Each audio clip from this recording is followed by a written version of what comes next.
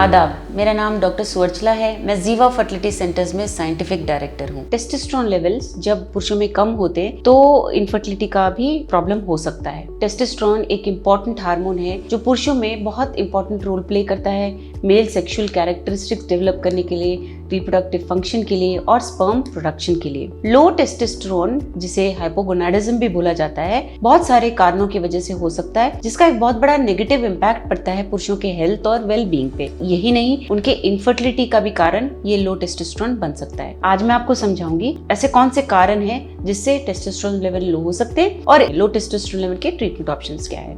As एक बहुत महत्वपूर्ण फैक्टर है। जैसे जैसे एज बढ़ता है टेस्टोस्टेरोन लेवल नेचुरली भी डिक्रीज होते हैं। तो अगर पुरुषों में बड़ी उम्र के लोगों में देखा गया है तो ये नेचुरली ही है। अगर कोई चोट या इन्फेक्शन हुआ है टेस्टिस के एरिया में तो भी टेस्टोस्टेरोन लेवल्स कम हो सकते हैं। अगर कोई क्रॉनिक इलनेस यानी कि लगातार बीमारी है जैसे कि किडनी या लिवर डिजीज है तो भी टेस्टोस्टेरोन प्रोडक्शन कम हो सकता है। कुछ ऐसे दवाइयां होती हैं जैसे ओपियोइड्स या एंटी डिप्रेसेंट्स जिससे भी लो टेस्टोस्टेरोन लेवल्स देखे गए हैं। ज्यादा ओबेसिटी अगर हो तो ऐसे पुरुषों में भी टेस्टोस्टेरोन प्रोडक्शन कम हो सकता है। और कई पुरुषों में तो जेनेटिक कारण भी हो सकता है। जेनेटिकली अगर उनमें कोई डिफेक्ट है तो लो टेस्टोस्टेरोन लेवल्स देखे गए हैं। ट्रीटमेंट ऑप्शंस में सबसे महत्वपूर्ण है टेस्टोस्टेरोन रिप्लेसमेंट थेरेपी, जिसमें टेस्टोस्टेरोन इंजेक्शन द्वारा दिया जाता है या जेल्स द्वारा पैचेस लगाए जाते हैं। इससे क्या होता है कि टेस्टोस्टेरोन के लेवल बढ़ते ही हैं जरूर, बट अगर लो लिबिडो है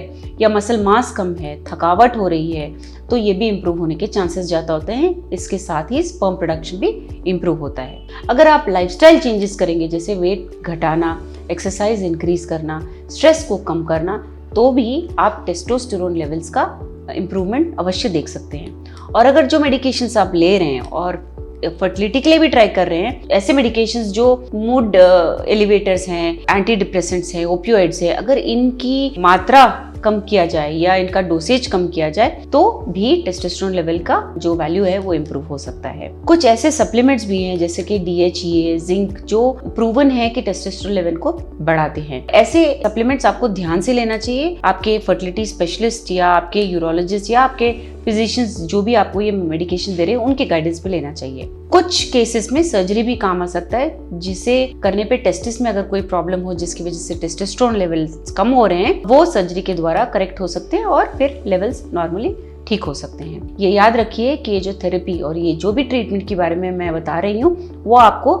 आपके डॉक्टर से ही मशवरा करने के बाद उनके गाइडेंस के अंदर ही करना चाहिए, क्योंकि इसके पोटेंशियल साइड इफेक्ट्स भी होते हैं जैसे कि एक्ने होना, हेयर लॉस, प्रोस्टेट कैंसर का रिस्क इंक्रीज होना। और यही नहीं, ऐसे पुरुषों में तो ये दिया भी नहीं जाता है जिनके मेडिकल कंडीशंस हो जैसे कि प्रोस्टेट कैंसर है ऑलरेडी या हार्ट डिजीज है, ऐसे पुरुषों को ये रिप्लेसमेंट थेरेपी नहीं दी जाती है। इसके बारे में अगर आपको और जानकारी चाहिए, आप जानना चाहते हैं कि आपको कौन सा ऑप्शन वर्कआउट होगा क्योंकि आपके टेस्टोस्टेरोन लेवल्स कम है, अवश्य जीवा फर्टिलिटी सेंटर्स आइए। Thank you.